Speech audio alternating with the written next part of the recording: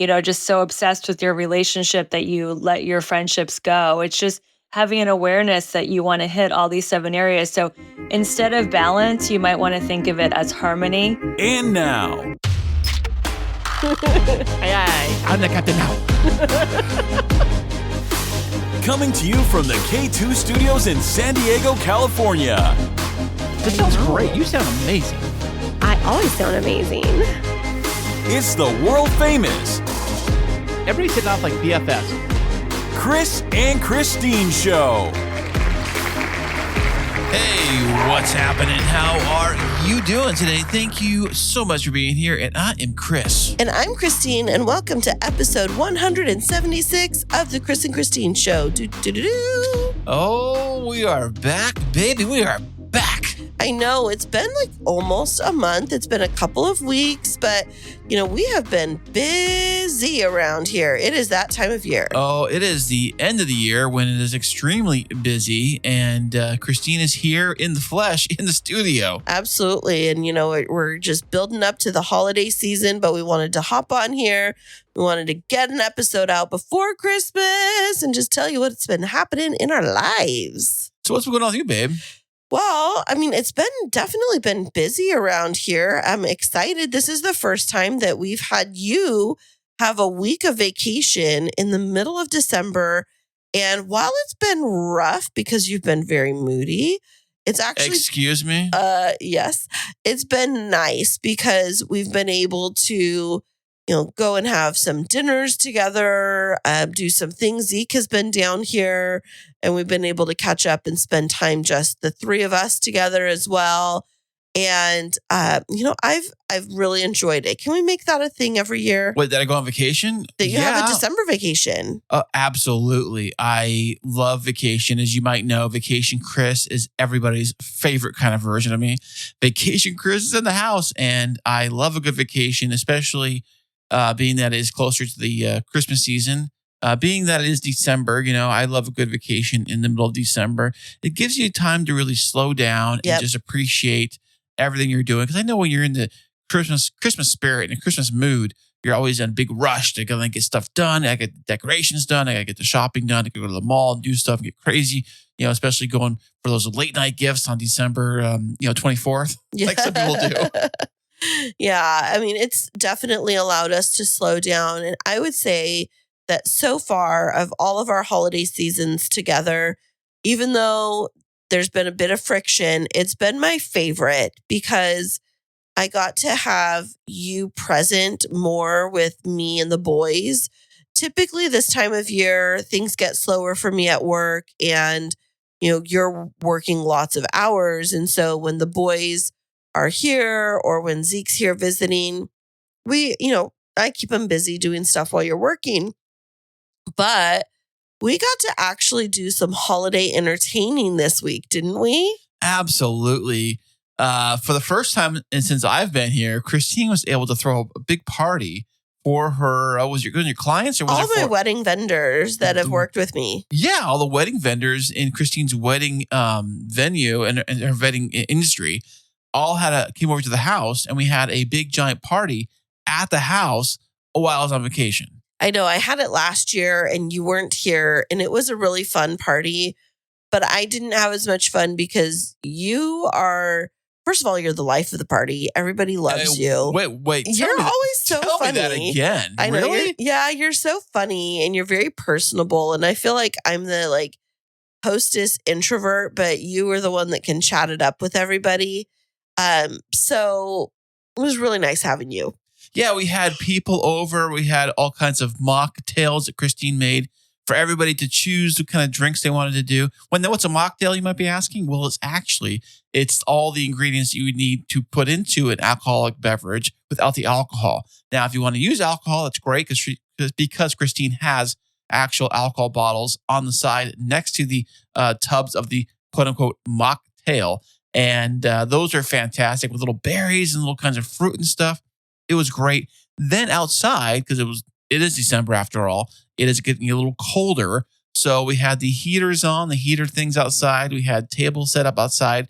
And we also had the fire pit going with s'mores going outside, a whole s'mores station. I think Christine even had a hot cocoa station, and she had a gift station where people can take gifts with them to go.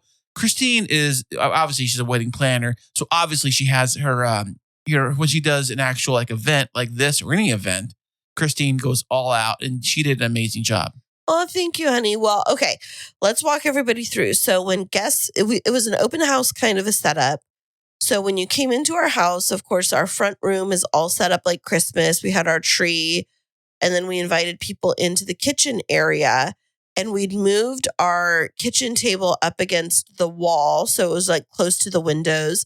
And I hired a gal that I've worked with from the wedding industry, and she does grazing tables, which are like charcuterie boards on crack. Like they're very big. So for those who may not know what a charcuterie board is, It's a grown-up Lunchable. that's exactly what it is. It's like meats and cheeses and crackers all done, and they're very nice and very And fruits and all kinds. Was there fruits? I didn't see there was fruits. fruits. There was grapes. There were there was several different kinds of grapes, and there were like some dried fruits and all kinds of things. But go ahead. Yeah, so you have this whole smorgasbord of all kinds of different gourmet cheeses and crackers and meats and, like I said, Lunchable type stuff. But it's not like bologna. It's like fancy turkey. Salamis and turkeys. Yeah, and all kinds of good stuff.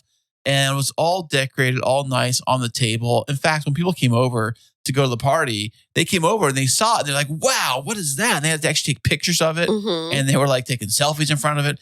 And it's like, well, you guys can eat it too. You have to take pictures in front of it. It's not a shrine. You can take pictures of it. You can eat it. So what's so funny is on the invite, I said to everybody, light bites, mocktails, and cocktails. And when they came in, I just asked them to do a grazing table for like 25 people, thinking we'd have like closer to 40, but knowing that I'd said light bites for everybody. And then I also, in the crock pot, I went to Walmart and I got these frozen bags of meatballs that are like, they're $4. They were frozen? Yeah, they were frozen bags of meatballs pre-made. They're the Great Value brand. It was like a 4-pound bag. I got 2 4-pound bags or 3-pound bags. And I got like inexpensive honey barbecue sauce. So I dumped all of the meatballs in the crock pot, and I did 2 containers of the honey barbecue sauce. And then I added a little bit of water to like kind of dilute the barbecue sauce a little bit so that it wouldn't be so thick. And I cooked that all day and got some Hawaiian rolls on the side so that people could make sliders. I figured like little meatball sliders. And then we had the charcuterie spread. And then I had 3 different kinds of mocktails that I made in these. They're these plastic jugs I got off of Facebook Marketplace a couple years ago. And so I had one was like cranberry apple and ginger ale. Another one was apple juice, orange juice, and club soda. And then the other one was Simply Lemonade has come up with these flavored lemonades, and they had a new one that's a blueberry lemonade. And it looked really good online when I was doing the Walmart pickup order. And so I got a couple of those, and then I got fresh fruits to go in each one. So like the blueberry lemonade, I got fresh blueberries and slices of, I did basil. So it was like a basil infused. And then the one with the orange juice and the apples or apple juice, I put sliced apples and oranges. And then the cranberry ginger ale, I got fresh cranberries and I put mint in that. Ooh, that was my favorite. Yeah. And then I had like vodka, tequila, and I had a red wine because I did the cranberry ginger ale could be a sangria. People didn't really do that. They put more like vodka with it. So it was like a Cosmo. But the point is, it was all non-alcoholic. And so I really wanted it to be like everybody can have fun. They didn't need to get super toasted. But if they wanted to add a splash of something fun, they could. And so a lot of my friends, they commented on how much they appreciated the fact that it was focusing on being non-alcoholic. I have a couple of wedding vendor friends that are Muslim and they don't drink alcohol, and a couple that are, a couple of years into their sobriety and definitely didn't want to have to feel obligated. And so we did that inside, and then outside over our new table that my dad made for us, you and I worked the night before to create an installation hanging from our, we have this like, is it metal or aluminum? Well, it's supposed to look like wood, but it's actually the material itself is like an aluminum. It's a patio cover. I don't know, no patio, like a patio gazebo cover. Yeah, kind of thing. it's an awning. Awning, that's right. Yeah, but it's beautiful. So I don't know if you know this, but I found this in the paperwork in the garage when we moved in. It's actually permitted. Like they actually pulled permits through the county to be able to extend because it's such a big structure. It's Really? like, yeah, it's out.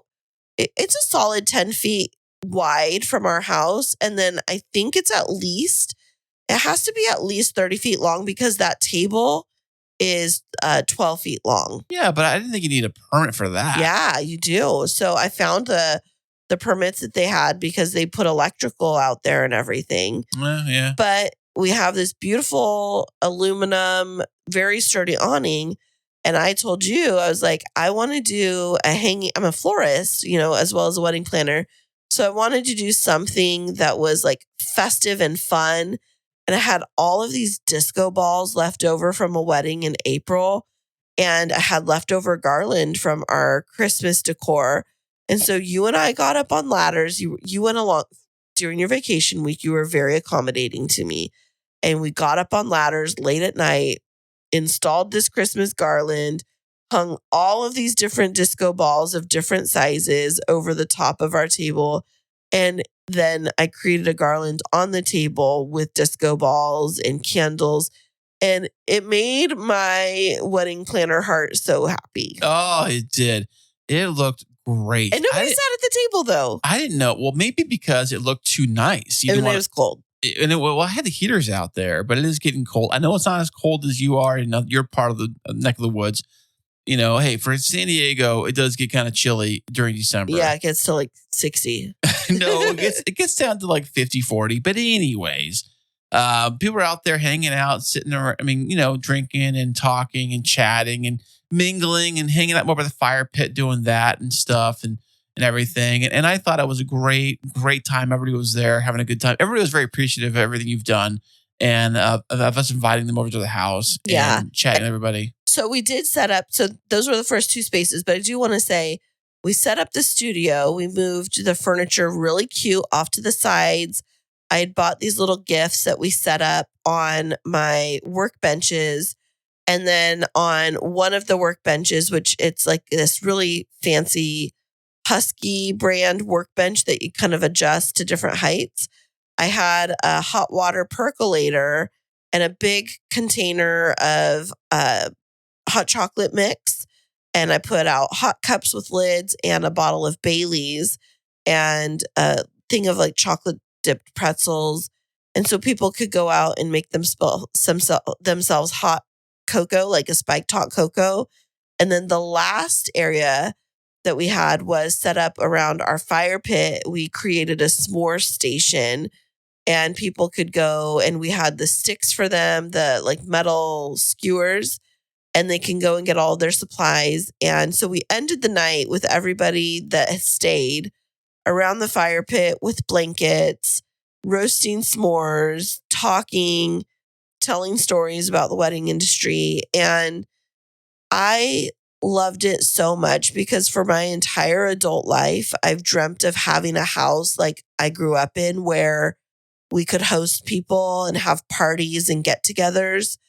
And I was just so happy to be able to have people our age, our friends over at our house, just like getting to know us as people and it not being a wedding or not being a work thing. It's almost like Exactly. when you're at work, that's one thing I miss about having Christmas/holiday parties at work was that it was nice. It's always nice to have people you work with to be in an event that's not like you're at your job or whatever. It was just funny though, because when you do go to events like that, people who work together, what do they talk about? Work. Right. Because it's all they really have in common. So it's all, I heard a little bit of that at the party, actually a lot of that. I think about it at the party, but it's all you guys have in common is the wedding stuff. So of course, that's naturally going to come up in conversation because that's what you guys do. Right. And so, it did come up in conversation, but I really loved hosting with you because like you were able, I told everybody, bring your significant others, bring your kids, and the husbands that are part of the wedding industry, because it was mostly female vendors that came. Their spouses, Hey, ladies. their spouses that came gravitated towards you, and it was really nice to have them all feel included. Because for so often, like when we're out at weddings, we have to go without our partners, and you guys are left at home holding down the fort, being with the kids, and it just felt nice to be like very inclusive, and it just made me so grateful that we have this other part of our life that brings us so much joy in addition to our day-to-day. Right. Listen, vacation Kris, party Kris, mingling Kris. I was in awesome mode all week long. Yeah. Thank you for that, by the way. Oh, yeah. Well, and then we ended our week with Christmas with all three of our boys. We did our early Christmas because Ezekiel was here for that week, and he flew home just the other day. But we got to have all three boys here, and they had so much fun. They have not been together since we came back from Hawaii. Really? Yeah. That long ago? It's been like 7 months because Ezekiel has been away at college. Hawaii feels like it was just yesterday. I was just looking at pictures of that and, videos and our video we did and things like that. I'm like, wow, that was a pretty cool trip. I really enjoyed Hawaii so much. Yeah, I did too. I had so much fun on that trip, and the boys did too. But, they've been apart for so long. And of course, they're crazy when they first get together, running around, jumping into things and all of that. But we did our own little Christmas day. So we had the whole day planned out together. In the morning, I had to take the littles to their mom because she had her Christmas holiday breakfast at work, and it was our only Sunday that we could get all of the kids together. But we also wanted to respect the fact that that's something that she looks forward to every year too. So I'd already arranged with her. I would, take the kids. They had to be there at 7 a.m. Well, it's always difficult when you have co-parenting with two different families and you got different traditions and different things from each side of the family, especially with Christmas. Christmas has got to be very hard to do with multiple families, and you kind of bounce around. If you can figure out a plan in advance with your co-parenting partner, trying to figure out the plans in advance, not bring it on you last minute. Like, oh, by the way, we need the kids at this time right now. Like, what? We're doing this right now.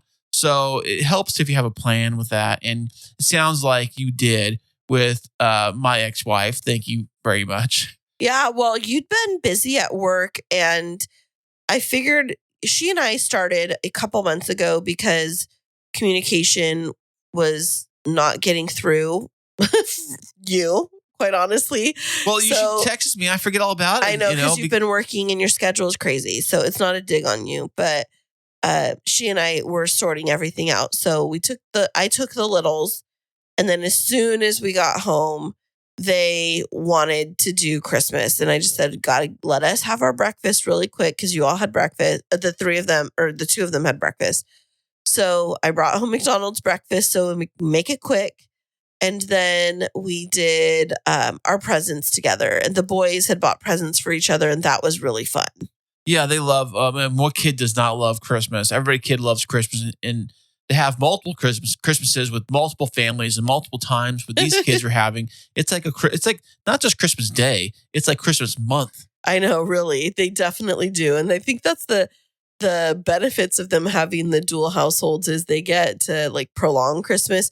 It also makes them not as overwhelmed on Christmas Day itself because you're not going to 5 different places on Christmas Day. People still do that. Some people do. It's like, oh, well, married couples, like, we got to go to my parents' house and your parents' house and our house and blah, blah, blah.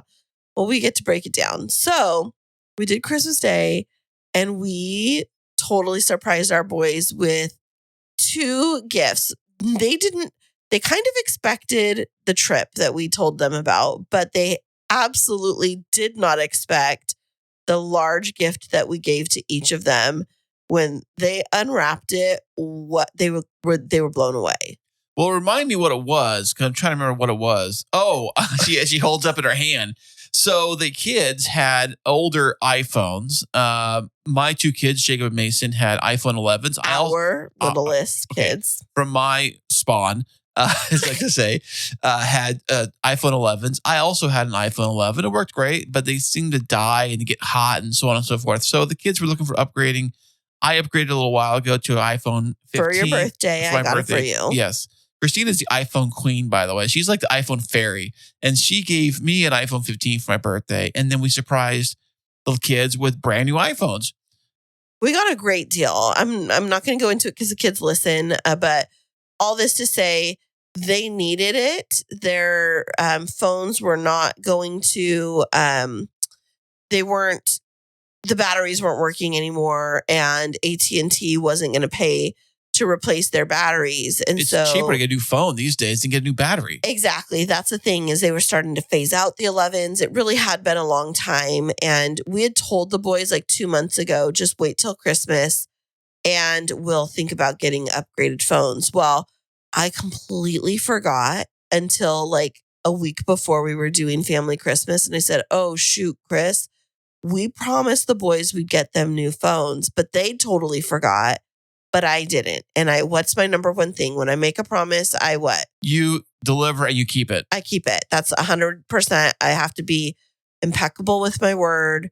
If I've made a promise, I have to follow through on it. It's like a thing for me. So we'd worked the deals. We got a sweet deal for all 3 phones, and we got them screen protectors and little wall charger sockets, the USB-C lightning chargers. And when the boys opened them, because we had them all open them at the same time, they were completely blown away. And they had so much gratitude. Don't you think? Oh, absolutely. 100%. They were super excited because, the kids today, they live and die by their iPhones. I mean, they're glued to them because you can play games on them. You can talk to your friends. You can FaceTime. You can do all kinds of cool stuff with them. And just, in fact, Jacob was FaceTiming me today. After he left the house today, he was FaceTiming me today and stuff. And, they're great communication devices. I mean, I know people say like, your kids shouldn't have phones. They're too young for phones and that kind of thing. But if they're bouncing around from house to house, they're going from family to family, you can keep track of your kids. You can tag them. You can see where they are in real time, or at least see where the phone is in real time. Yep. And usually they don't leave the phone at home. Mason has a few times left his phone at home, but usually they take them with them. So I think it's great. Yeah. And, we had to make that decision a long time ago to get the kids phones because, not wanting to have to call through their other parent to get a hold of them or whatever, and again, location tracking, especially like if they're staying or if they're going on a trip with somebody, you just want to make sure they're safe. So we got them their phones. And then so last year when we revealed Hawaii to the kids, we decided to do a scavenger hunt for them to figure it out. The clues that go with the actual prize. So it's like a bunch of clues that are kind of hidden around. Each clue leads to the next clue. And then you have to figure out what the whole message is at the end of all the clues. Right. So last year, what we did is the clues just led them to a final place where it had a puzzle that they put all the pieces together, a word puzzle. This time, we had a clue on the front and a letter or a word on the back that they then had to assemble at the very end. So they couldn't lose any, which they did. Of course they did. They just ripped the clue open and threw it to the side and ran to the next section of clues and ripped it to the side. And we said, you guys, you got to keep those because you need them. And they're like, whatever. And then they grabbed them and they had like half the message was missing, but they still figured it out because the main clues of where we're going on our family vacation for 2024 was actually there in the messaging they had. So they very quickly pieced it together, although they didn't have all the lettering they needed, but they figured it out. They figured it out. And where is that location that we're taking them? Next summer or this summer. Well, yeah, this summer or whatever you look at it. June of 2024, end of June of 2024, we are going over to the East Coast to the great and wonderful New York City. As Christine's wearing a New York City shirt right now. I am. I just wore it today in honor of this episode. So, you might remember that I took Ezekiel for a couple of days last summer, and I also took Kris for a wedding last summer. But what is happening is Jacob is graduating from 8th grade this coming summer, and he got to give us some ideas of where he wanted to go. And then Kris and I were looking at the pricing and the opportunities of what we could do. And Jacob's top places he wanted to go were the East Coast or to Orlando. And after our last Orlando trip in the heat of summer, when it was fine. I enjoyed it. You were miserable. Only that one day. Once I realized, Honey, you were miserable the whole trip. Once I realized I have to like start double down, triple down all the water and Gatorades, I was fine. You were a bump in a log, and you were so grumpy the entire trip. We were hot, and we'll go to Orlando off hot season, like a different time. Sure, whatever. The boys want to go to Universal at some time, but we made the decision to go earlier because you actually get 5 weeks of vacation this year. What I do? Holy moly. What am I going to do? I know. So we're going to do our trip to the East Coast in June, and then you still get a week off in July, and we can, do beach or whatever during that time. Fantastic. That's what I say. Vacation, Kris. I know. I need more of these vacations. You know what's funny is as I was thinking about all of this and thinking about our early Christmas with the boys is, sometimes you get into a career and you just get so like into the humdrum, monotonous part of life. But then sometimes you have to step outside of it and think of all of these other great opportunities it provides. And while sometimes our jobs are frustrating, the fact that you get 5 weeks of vacation this year is like a big silver lining, don't you think? Oh, that is amazing. It's like the 5 gifts of pure joy is vacation. I love a good vacation week. And I think the great thing about vacation is that like you don't have to do anything you don't want to do, like work-wise, really. You are on vacation, although you're still getting paid from your company, which is amazing. It's almost like being unemployed, but not, because you still have a job. So, and you're getting paid. So it's all great. Yeah. And I would say that, as we're talking through this, we don't tell you any of this stuff to brag, but I feel like you and I have really been, in addition to working on our marriage, which we continue to work on daily, we're continuing to work on our mindset and being in a growth mindset, and also trying to stretch ourselves and grow in different areas. And part of that is because we get to have these great guests on our podcast that while we're interviewing them and learning about them, they teach us so much about mindset, right?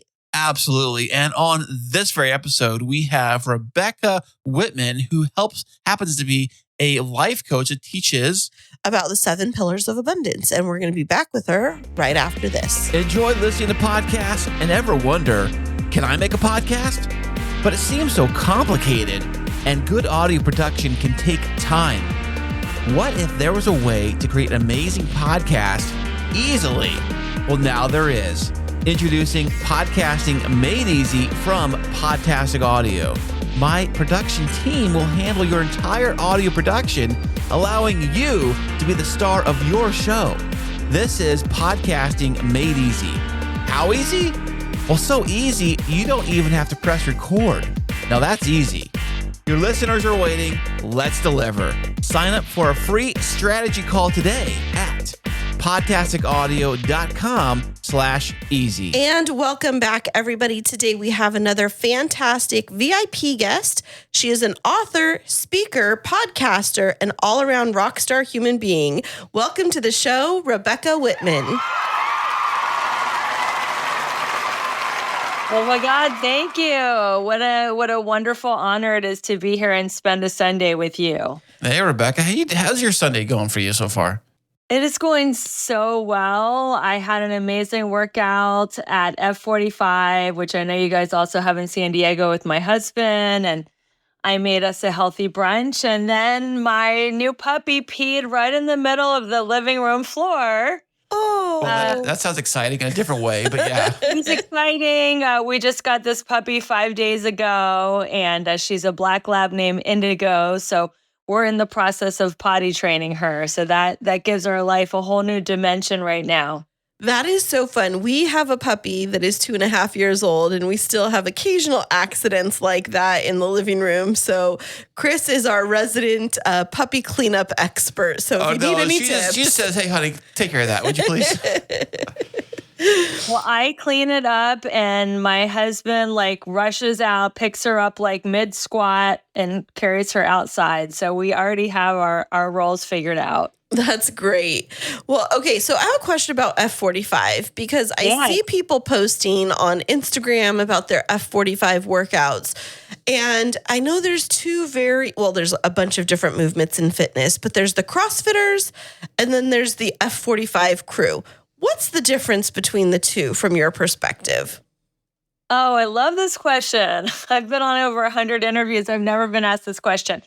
So to me, CrossFit feels like phys ed class in high school. It's a very calisthenics. Like when we were in high school, they're like, go run around the track and like do 10 jumping jacks and 20 sit-ups. And that's kind of how it is. They have a very calisthenic based workout. They write it on a whiteboard and everybody kind of does it at their own pace.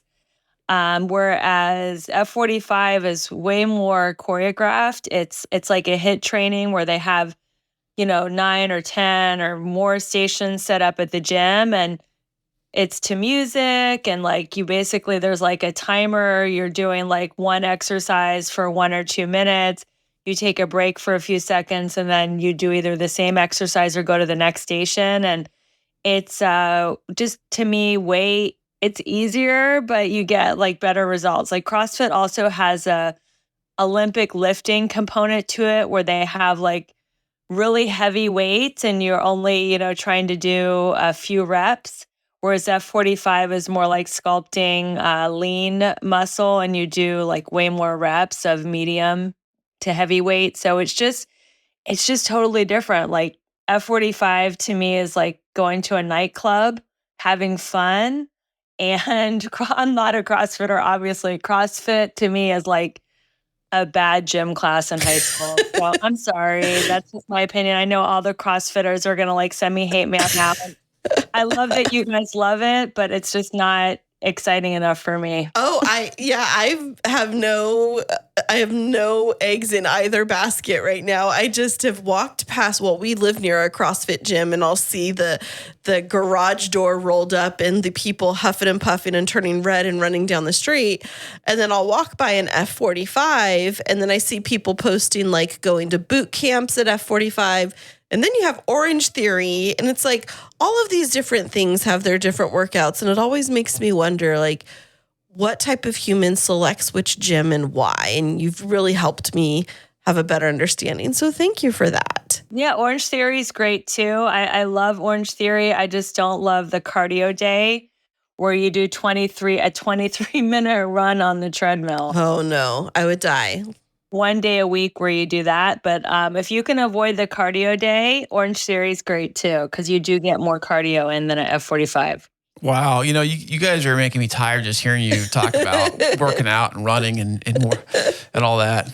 Well, you're working out your fingers at the keyboard with all the podcast stuff. There you go, honey. There's your workout. Okay. Yeah. Okay.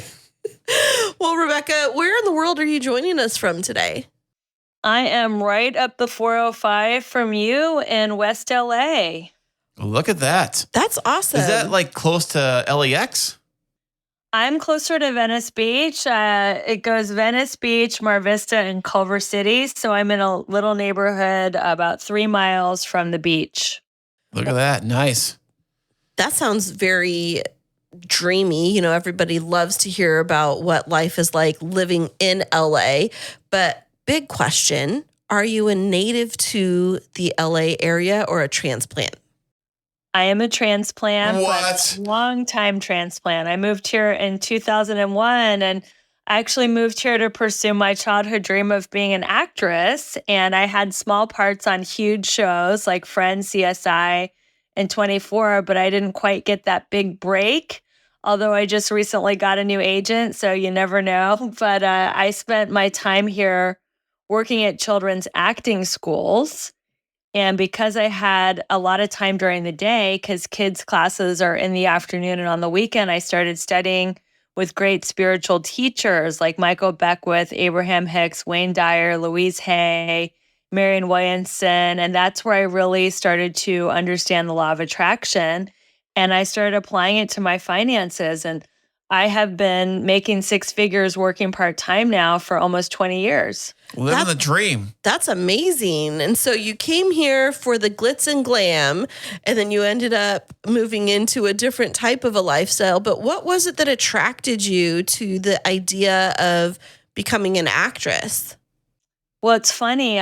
When I was 3 years old, my sister asked me, "What do you want to be when you grow up?" And I was watching Gilligan's Island in those days to age myself. And I said Gilligan, not Gilligan, no, Ginger on Gilligan's Island. And I just wanted, like you said, the glamour, the glitz. I love that character. And I started modeling in Cincinnati, Ohio, where I'm from at age 8. And yeah, it was always my passionate hobby. My main focus as a kid was competitive tennis.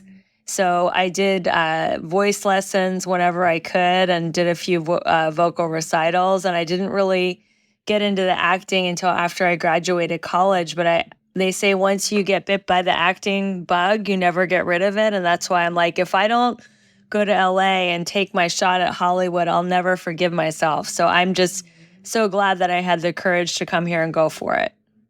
Now, as you were trying to make your way through to get that quote unquote big break, and I'm sure that you had experiences of going on auditions and, you know, getting hopeful and then having the disappointment of not getting that starring role. How did you keep yourself from getting into a depressive state to be able to keep moving forward and find hope?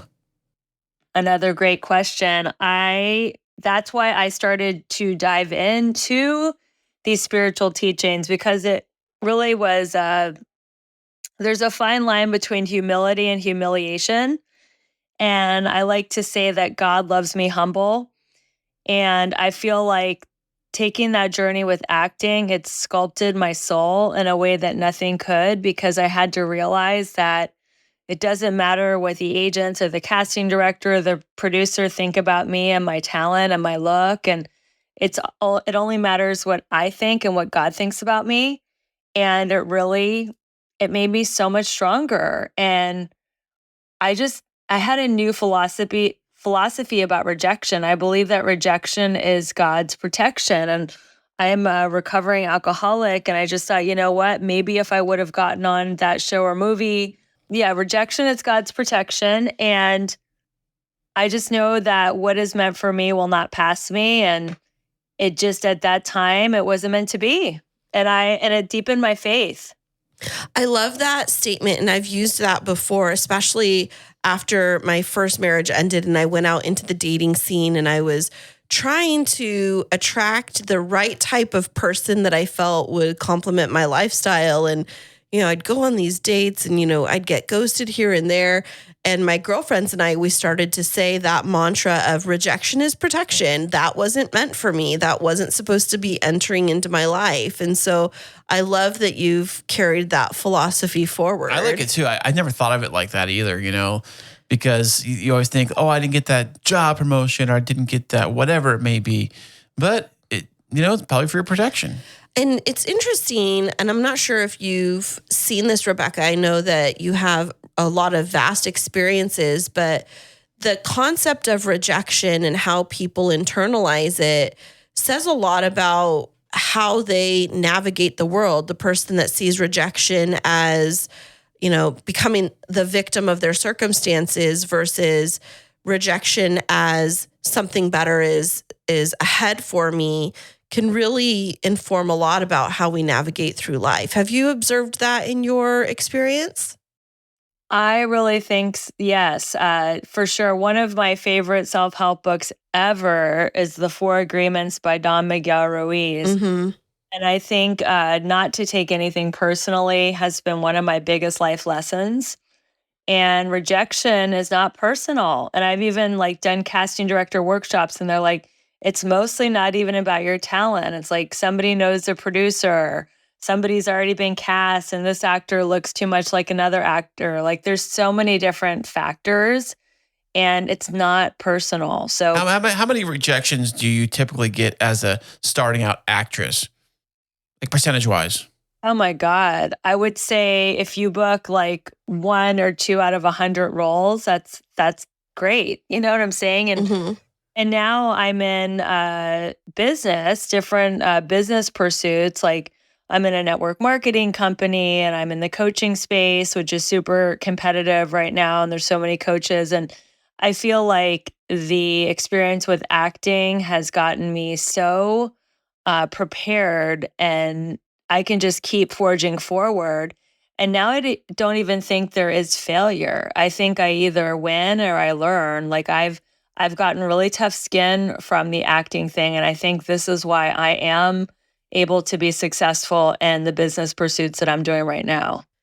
That makes so much sense. And, you are a very accomplished individual. I'm looking at your bio here.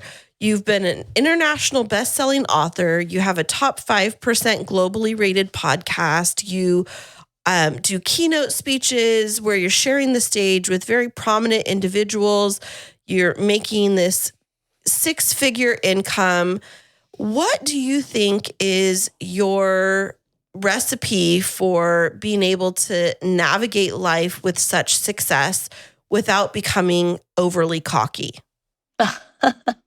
Well, who said I wasn't cocky? No, just kidding. No, I'm not. Because gosh, you have the best questions on this show. I love it. How can I navigate that success? Because there's always so much room to grow. I have a growth mindset and I feel like every day on planet Earth, I can learn something. And even if I'm just getting 1% or 2% better every day, then it was a successful day. Like today, for example, it's a Sunday. Most people would be like, all right, I'm just going to chill today and not schedule a podcast. But I was like, you know what? I want to keep like learning, sharing, inspiring people, empowering people. And maybe if one person hears anything that I have to say today and it resonates with them, then it was worth it to work for a little bit on a Sunday. And this doesn't even feel like work. We're having such a fun conversation. But I think it's just, I'm addicted to wanting to get better every single day. And as far as the humility, the things that I'm doing have such a high rate of rejection that I can't get cocky because it's not like, 10 out of 10 people that I talked to this week want to hire me as a coach, or, I sell weight loss products and anti-aging, and everybody that I talk to wants to buy my collagen. And it's not like that. So I feel like what I've chosen to do, the business models that I'm in are inherently, there's a lot of humility. And it's funny, like even the people that I look up to, they're not arrogant. I don't like arrogance and I don't like people who are entitled. That's a pet peeve of mine. I feel like being humble and gracious, because we're all equal, we're all just the same in God's eyes, and everybody's like just given a unique set of lessons and experiences.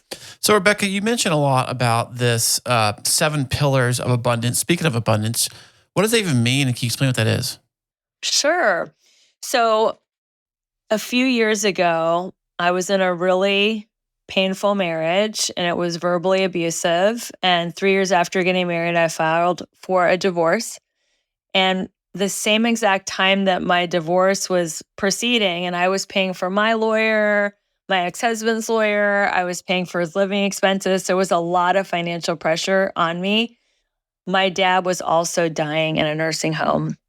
And I would go back and forth from LA, where I was fighting with my ex-husband to, checking in on my dad, not knowing if it would be the last time I would ever talk to him. And in one of our conversations, he asked me to write a book. And he said, you have a very unique worldview, and I think you should write something.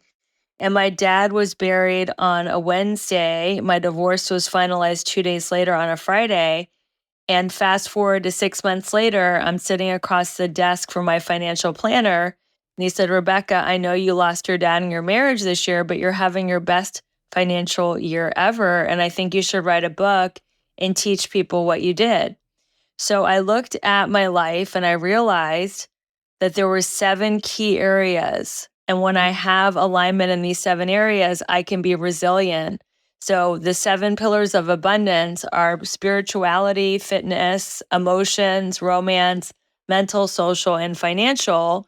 And because I focus on each of these 7 areas, I've been able to recover from that divorce. I'm now happily married to my soulmate, and I have thriving businesses and great friends and radiant health, and my finances continue to grow, and I just really feel like this is a great blueprint to live your life with without having to burn out. And that's my mission, is to empower people to go from burned out to balanced, beautiful, and abundant by having balance within these 7 areas of life.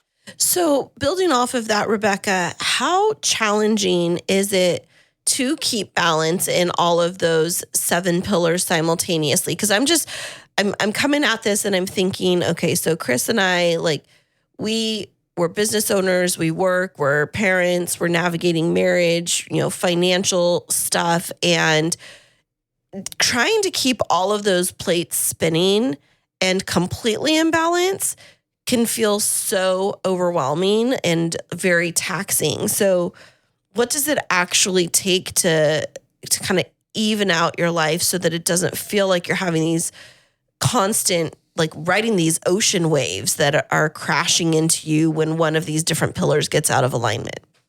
Well, I say to plan your week on a Sunday. You can't work all 7 pillars every day, even, let alone like every minute, and just know what you're focusing on.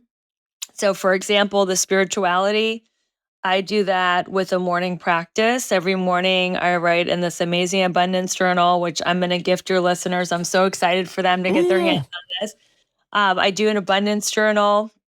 I do prayer meditation. That's spirituality. Then I go to the gym. That's fitness. Then I structure my work day. I have time to have either lunch or dinner with my husband. That's my romance. And social, try to schedule one social visit a week with a friend, whether that's a lunch or a coffee. So that's not taking up a ton of time. And then mental, that's just mindset that I can do in the nooks and crannies of my day when I'm waking up or going to sleep or doing chores or driving. I'm listening to awesome podcasts like the Kris and Christine show. Oh, thank you. You're welcome. Where I'm listening to YouTube videos or, there's just Audible. There's so many ways that you can get your mental work in the nooks and crannies of your day.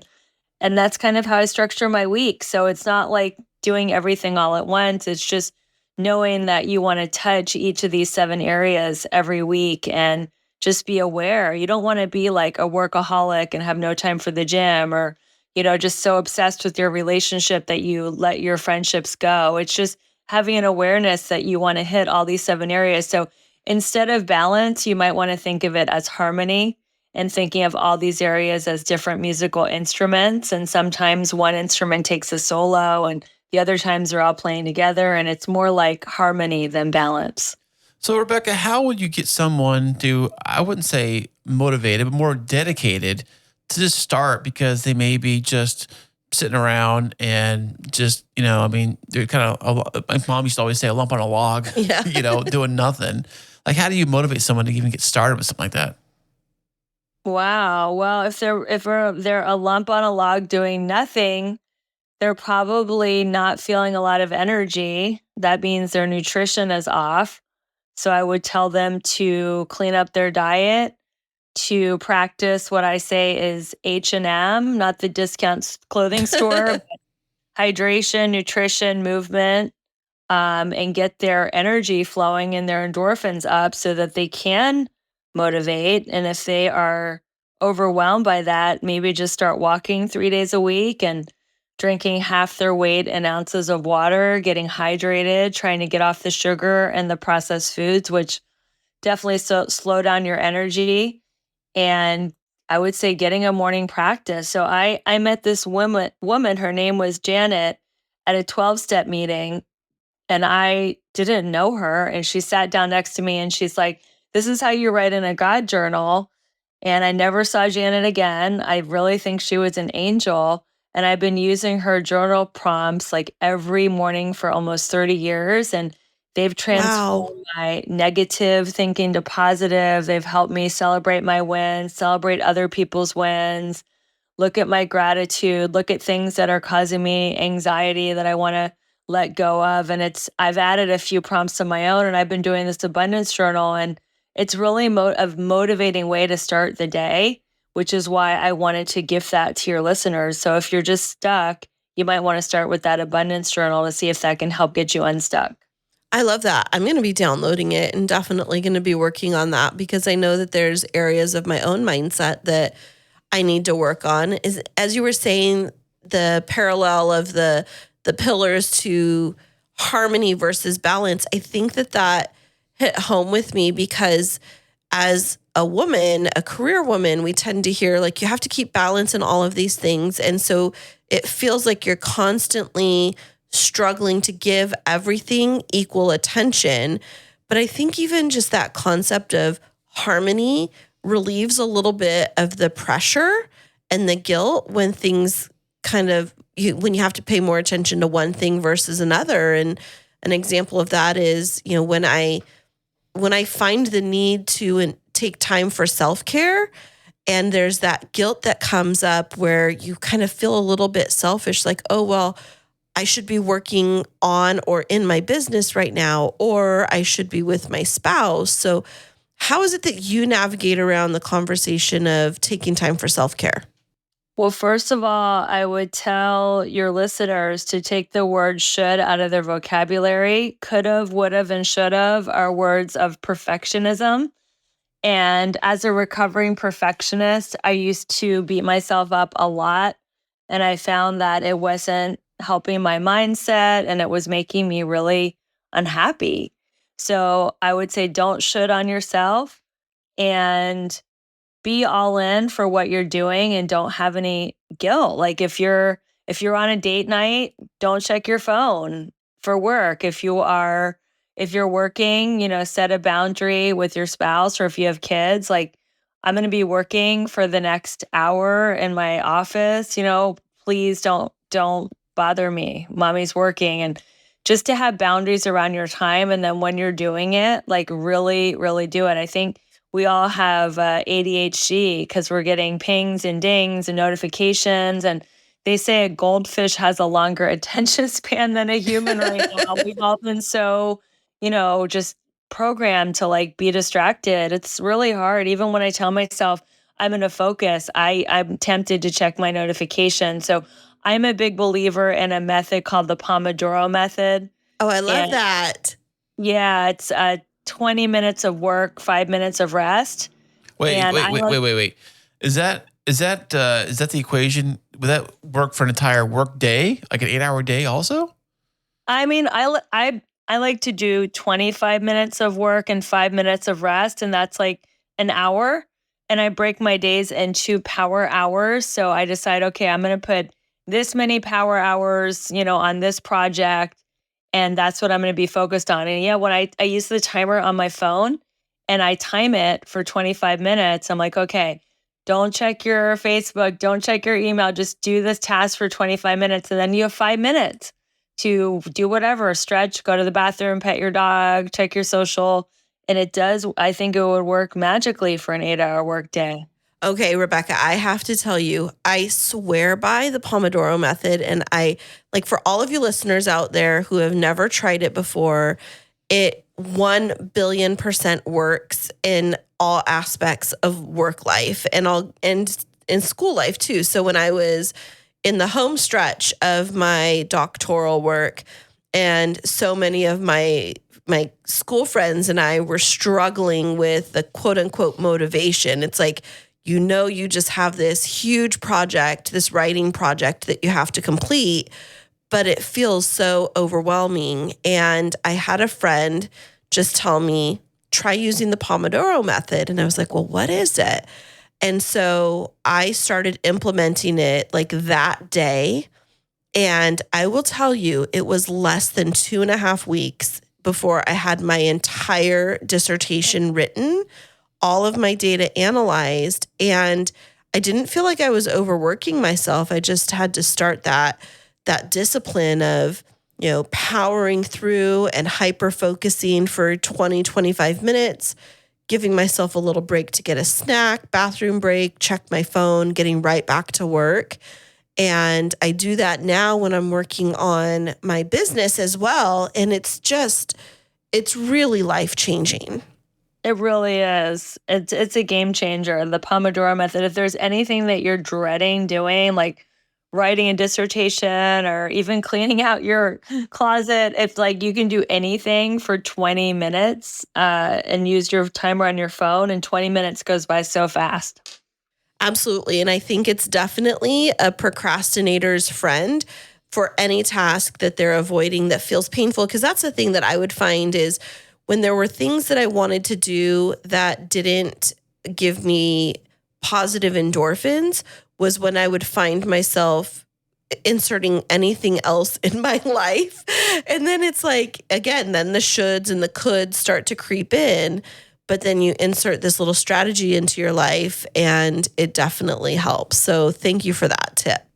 Yeah, I think that we're all dopamine addicts. We all want to feel good. We all like buying stuff on Amazon and, Facebook likes and all that stuff. That all creates the pleasure hormone dopamine.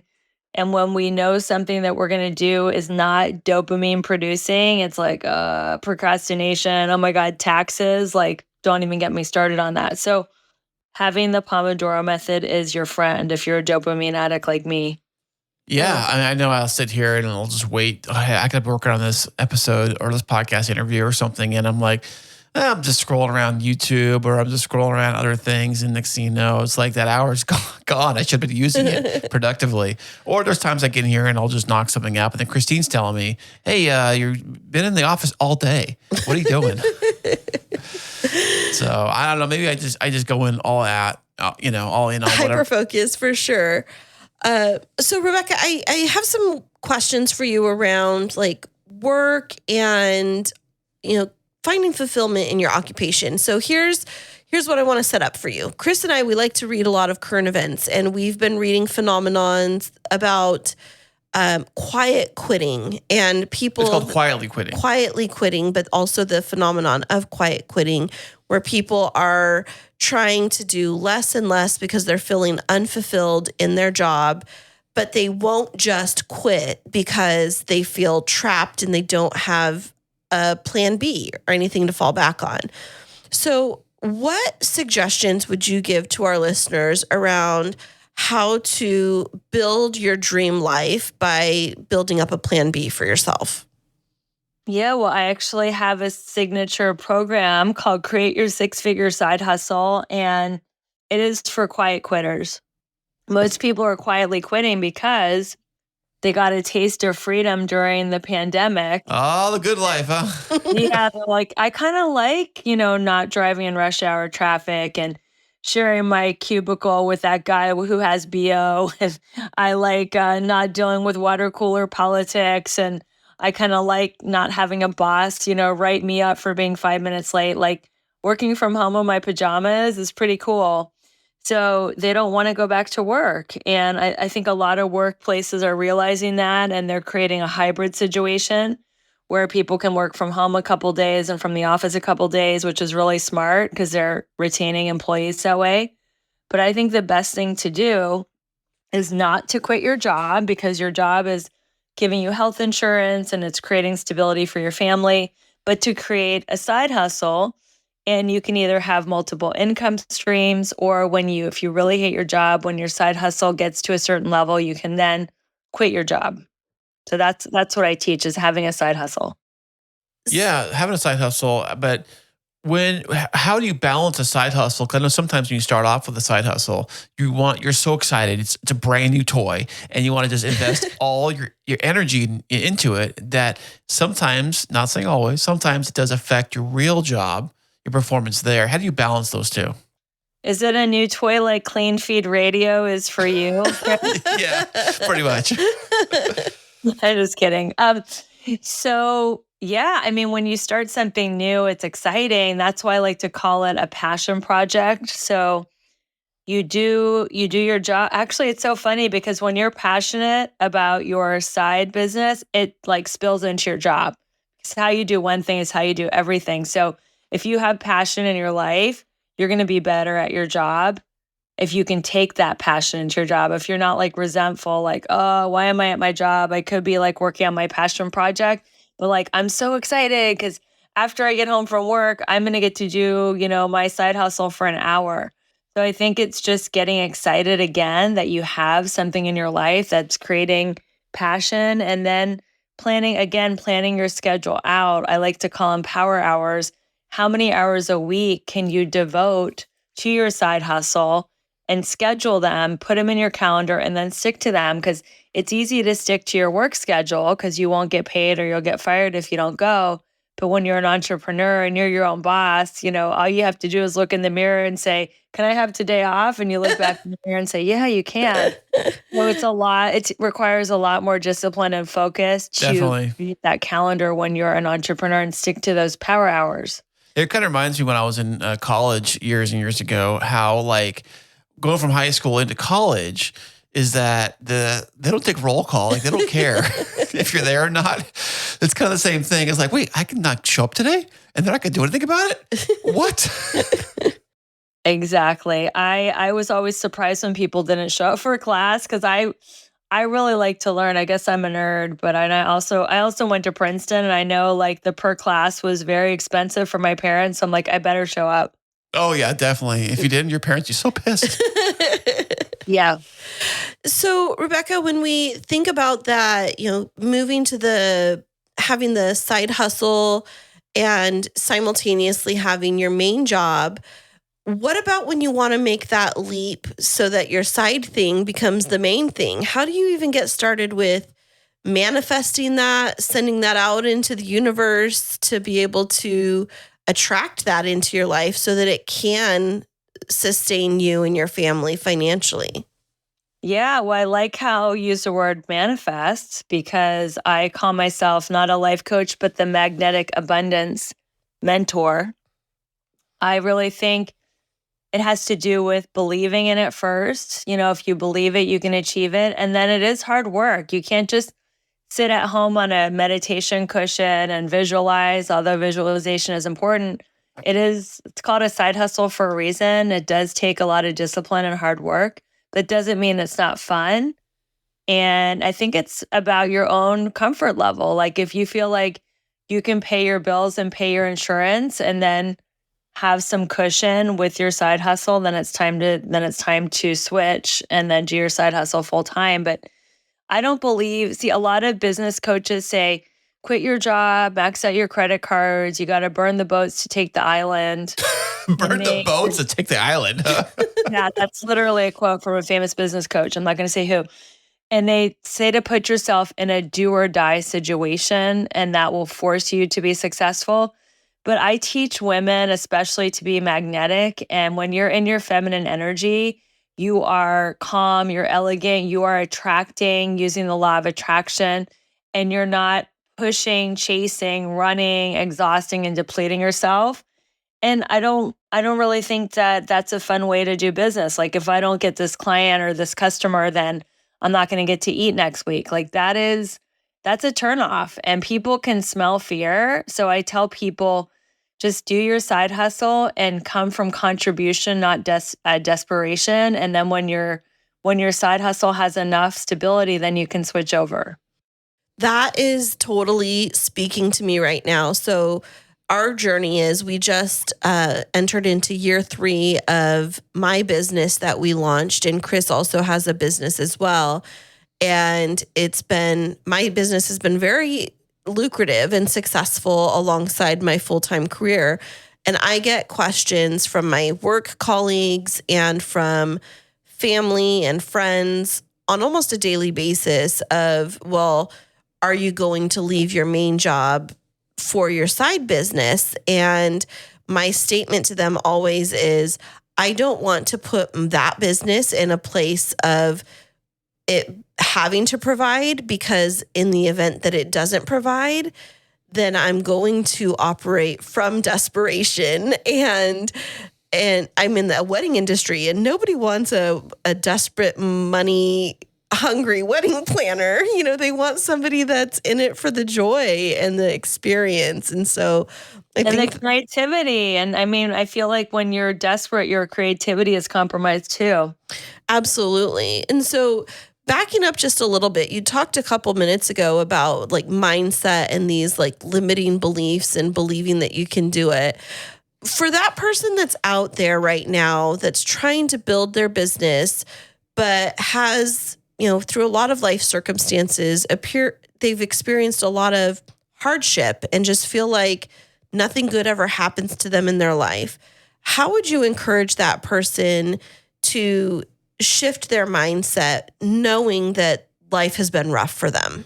I would like to say that God gives the hardest lessons to his best students, and that your message is in your mess, and that all this pain and trial and rejection and hardship that you're going through is actually going to be a way to serve, because other people, if you're going through that, other people are going through it. And once you figure out how to get to the other side, you can reach back and monetize that. Even if you're just a half a step ahead of someone else, you can coach them on how to get to where you are. So I would tell them your message is in your mess, and how can you monetize that and help people, because you are your ideal client before you had your transformation. So how can you help someone like you who's going through the same exact hardship? So I'm looking across the studio right now at Kris, and he's like very pensive and scratching his head. So Kris, what was sticking with you from what Rebecca just said? I think he's mad at me because I keep hitting the mute button by mistake. Oh, no. He was listening. He was like intently listening, but literally like scratching your head, honey. So what was it that just... Well, for example, speaking of podcasting here, is that my other podcast I have is called Podtastic Audio, which I help create. I design it to help people like that were like in my shoes when I first started figure out like which end of a microphone to talk into, like that kind of stuff. Or how to like record audio, or how to like make it sound decent, or how to do this and that. It's simple stuff that I knew nothing about when we first started at all. And it got me thinking that, I guess I did kind of create that show for the earlier version of myself when we first started here. And then by putting information out there into LinkedIn and Twitter and all of that, you started to attract your clients, and you had to overcome a lot to believe that you could be successful in this. And now you have your company and you're the CEO of it. And like, what's that journey been like for you? Well, you just explained it right there. But it's been great. It's not easy. I know some people think that, you just have it easy because X, Y, and Z. Rebecca, what do you say to those people who kind of like almost point, not say blame, but kind of point like, they're that because of they know that person, or because, their daddy is so-and-so, or because such and such, fill in the blank? It's funny you said that, because I got my first troll on my YouTube channel, and I was saying some inspirational message about success, which I love to do. And he was like, well, you have had that kind of success because you've had such a privileged background where your parents paid for your college education, and this isn't going to work for someone that doesn't have that kind of a running start. And I was like, wow. I was like, I thought about that. And I was like, yes, that definitely helps. But then I thought, you know what? I'm not even using my Ivy League education in anything that I'm doing. It didn't help me in Hollywood, as we saw. I really didn't advance beyond the extra level. So that didn't help there. As far as maybe how I speak and that I am articulate, yes, my education probably helped with that. But there's a lot of people that can be articulate just because they are smart and they're well-read.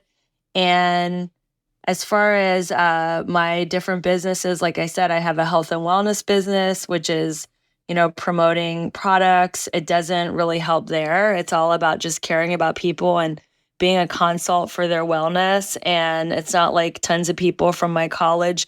It's funny to be like very vulnerable. I had a big reunion for my college last summer, and not one person asked me if I was coming. So Oh, I don't wow. really think the network is helping me there if they're not even concerned if I'm coming. Not to be a victim, but it's just, I don't think that I'm really using my college that much. And they say 80% of the people don't even use their college education in their careers. So I feel like some of the biggest success stories and the wealthiest people, they didn't even go to college and they were self-funded. And so I just feel like if you want to have an excuse not to be successful and you want to shame and blame other people for their success, you can do that. There's a million reasons. That's limited thinking, right? I'm not old enough. I'm not young enough. I'm too fat. I'm too thin. I didn't have the right childhood. I didn't have the right education. I didn't know the right people. There's a million limiting beliefs out there, and we could just glom onto any one of those and use them as an excuse not to be successful. Or we can say, you know what? I know I'm not going to cuss on your show. Thank you. That limiting belief, I'm not going to be, imprisoned by that belief anymore, and I am going to persist until I am successful. And if other people can beat all the odds and do it, I can do it too. That's great. Good advice. I really do love that. And what other areas of life can you apply that type of thinking to? Like, does it work in relationships and finance as well? Oh yeah, there's limited beliefs because that's my other program is helping women in midlife attract their soulmate in 7 simple steps. There's limiting beliefs around dating, especially in big cities like LA, New York, San Diego. All the good ones are already taken, and I've aged out of the dating apps, and internet dating doesn't work for me, and I'm always going to be alone, or I'm unlucky in love. And it's the same in health. Like no matter what diet or exercise I try, I just can't lose that last 10 pounds. So why even try? There's limited thinking in every area of life.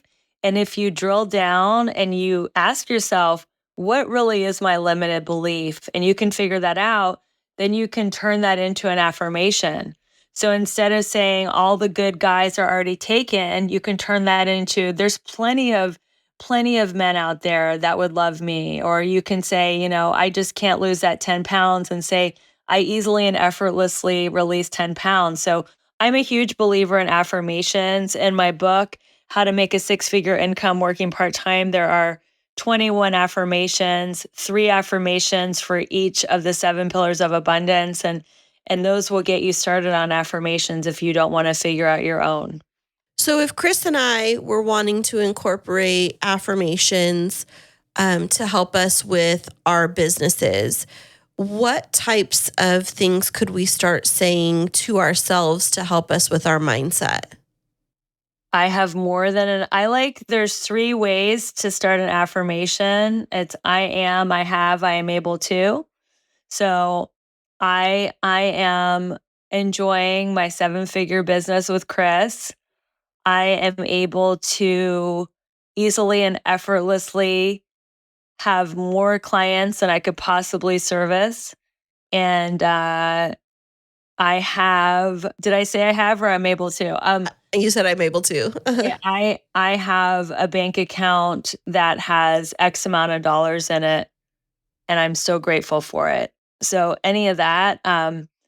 I also like writing a list of what you want to manifest in your business, and you can say, I am so happy and grateful that I already have. So I already have this many clients. I already have this much income. I already have this much money in my bank. I already have this dream home. And you can also make a list that way and affirm it. So affirmations are really, really powerful. You know what, Kris, I really like this idea. That's something that you and I haven't done. And so, okay, for context purposes, we were watching this Netflix show last night, Rebecca, and there was this scene where the woman was getting ready to go into a job interview that she really wanted, and she stands in front of the mirror and she says an affirmation. I can't even remember what it is. And Kris, do you remember? Something like you got this or something like that? Or, yes, like I've got this. This is mine. I think she said you got this. Like she's talking to herself in the mirror. Yeah, and then your response was what? I got to try that. Yeah, exactly. When I go to work every day, you got this. You got this. And so just like whatever it is, that positive self-talk, What do you think, Kris? Do you think that we can think about incorporating affirmations into our lives for ourselves? See how it goes? You rock, babe. You rock. You got this. No, but saying it to you got yourself. this. Yeah, no, you got this. Oh, well, thank you. There you go. See, I did it.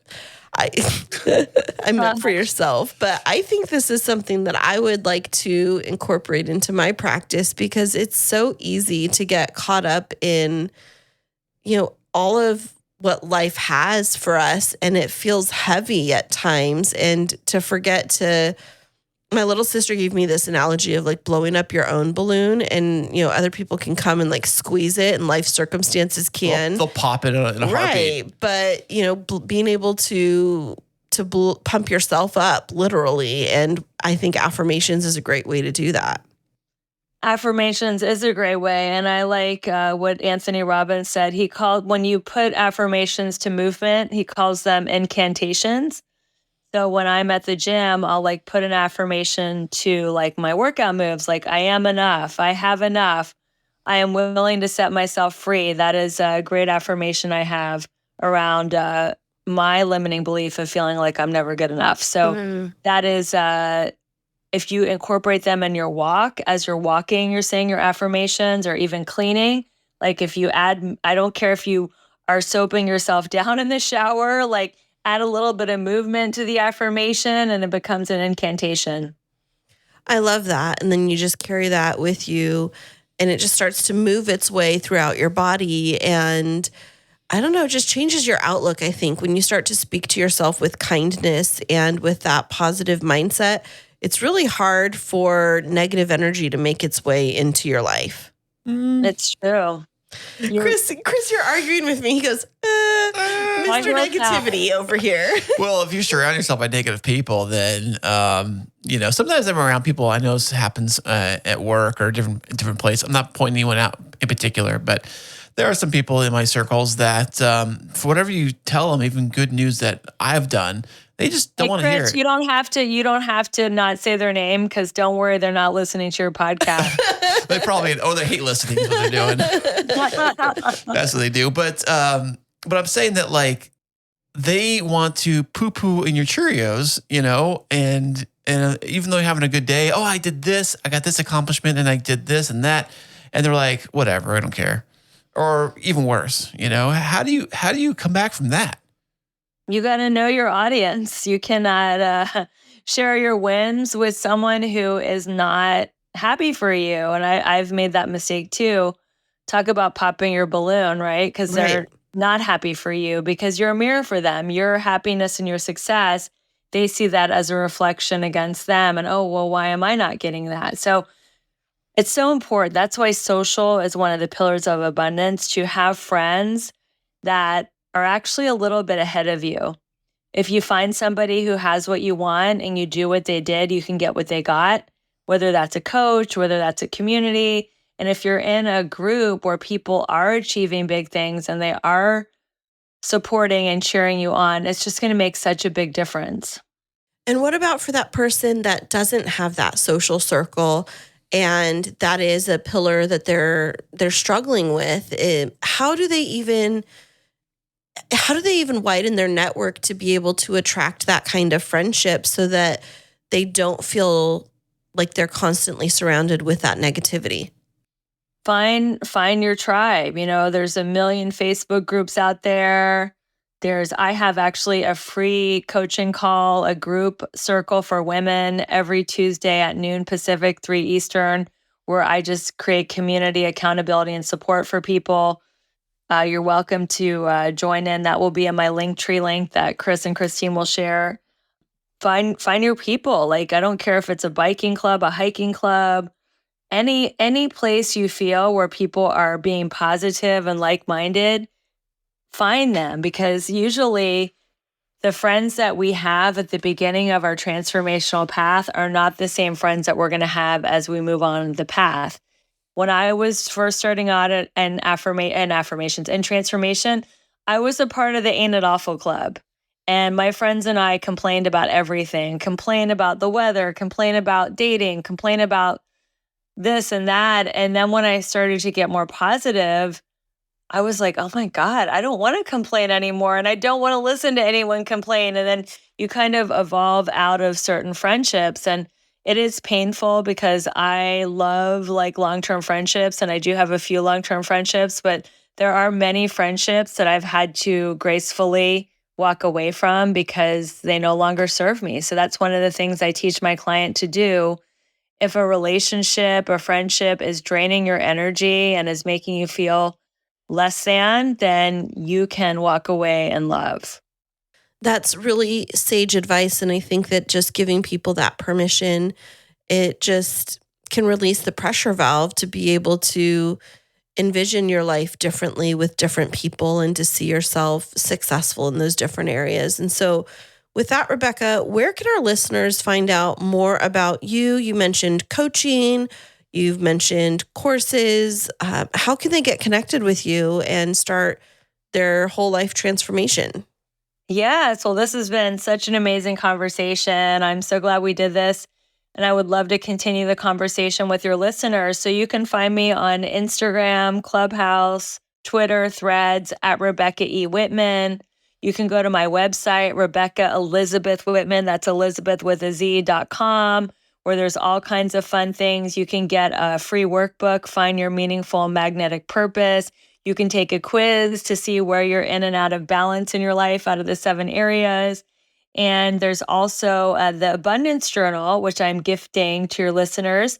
So you can get that from my link tree. And you can also join the Women's Circle whenever you want to jump in on a Tuesday and just get some accountability and some community. That's going to be in my link tree as well. So almost everything is in my link tree, including my podcast, The Balanced, Beautiful, and Abundant Show. Fantastic. That's so amazing, Rebecca. And so, are there any last words of wisdom that you would like to leave with our listeners as we wrap this up today? I am a recovering future tripper. I think of a big project or my future, and I'm like, oh my God, how am I going to do this? And how am I going to do that? And it's also overwhelming. So I would say to change overwhelm to exhilaration. Overwhelm and exhilaration are the same thing. It's just your mindset. Overwhelm is like, oh no, like victim, how am I going to do this? I don't have enough time to exhilaration. Like, wow, like all this stuff is happening and I have so much going on. And this is like exhilarating. This is like the wind blowing through my hair and the music cranked up. And I'm really like, living a full life and find it exhilarating. And another thing is when you get overwhelmed thinking about the future, just do the next right thing. Don't worry about the whole project. Don't worry about how it's all going to turn out. Just do the next indicated action, and then the next one will be revealed. And that is what I'm going to end with. Well, Rebecca, thank you so much for being here with our listeners. And for everybody that's tuning in, make sure that you check out our show notes to be able to connect with Rebecca and to get that free download of the Abundance Journal. I know I'm going to hop on over there and going to, right after this, start working on some affirmations for myself. And I think I'm going to tape them up to my mirror. I think that's my action step from this interview. So Rebecca, Nice. Thank you so much for spending your Sunday with us, and we wish you only the best. Thank you so much. This has been such a fun conversation, and you guys are amazing. I love your banter and rapport, and it was just great meeting you and being on your show. Are you in the middle of wedding planning and feeling overwhelmed?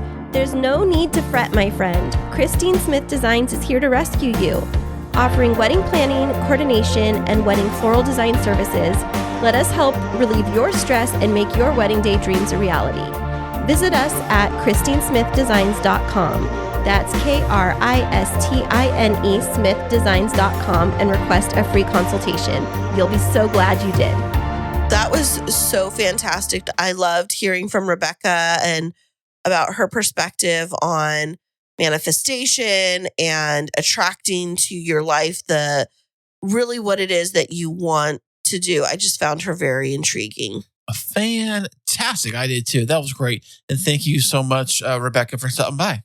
Absolutely. And, Kris, as I was thinking about, what we were talking about just before we went into the interview, I really have been simmering on Rebecca's words and looking into a bit more of what she does. And I feel like mindset is behind so much of helping us to stay out of a rut. And I feel like you and I, when we look at our relationship over the last 5 years and we look at where we were, like in our jobs and in our hobbies and things like that, and now where we're at, do you ever stop to just say, like, to yourself, gosh, I'm really proud of myself for how far I've grown? Absolutely. All the time. I always say, gosh, if you think about like let's go back before Christine. Let's go back 10 years. Let's look 5 years before that, where I was, like out of work, trying to find a job, or maybe even like not satisfied with the job I was very dissatisfied, didn't make very much, had no benefits, no hope of even owning a home, let alone even looking at homes, and even living in a home, really. Right.